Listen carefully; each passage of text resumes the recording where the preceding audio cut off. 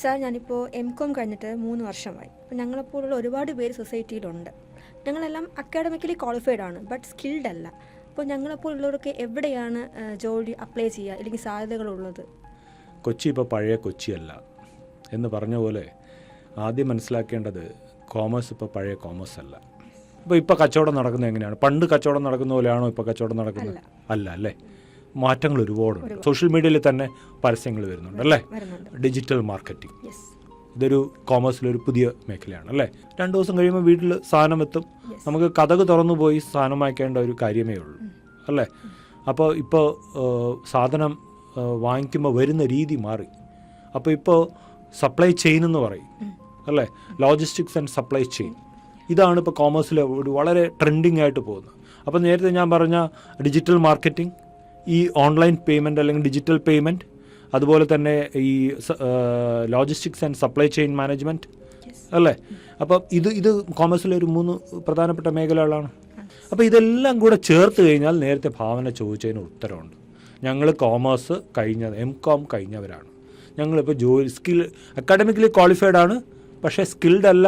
ഇന്ന് ജോലിയിൽ നമ്മൾ പ്രവേശിക്കാൻ നോക്കുമ്പോൾ നമുക്ക് സാധ്യതകൾ മുന്നിൽ കാണുന്നില്ല.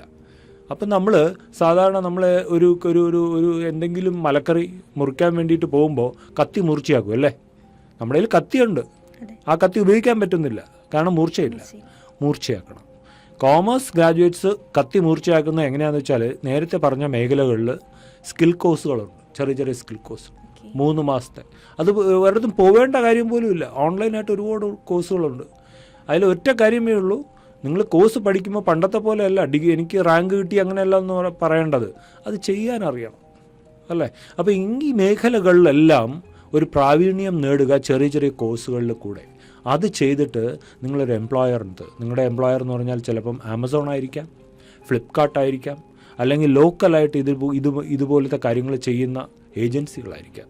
അവിടെ പോയിട്ട് നിങ്ങൾ പറയുകയാണ്, ഞാൻ എം.കോം കഴിഞ്ഞു, എൻ്റെ കയ്യിൽ ഇന്ന ചെറിയ ഷോർട്ട് ടേം കോഴ്സുകളുണ്ട്, ഞാൻ ഡിജിറ്റൽ മാർക്കറ്റിങ്ങിൻ്റെ കോഴ്സ് ചെയ്തിട്ടുണ്ട്, ഞാൻ ലോജിസ്റ്റിക്സ് ആൻഡ് സപ്ലൈ ചെയിൻ മാനേജ്മെൻറ്റിൽ ചേർത്ത് കഴിഞ്ഞിട്ടുണ്ട്, എനിക്ക് സാധ്യത വല്ലതും ഉണ്ടോ?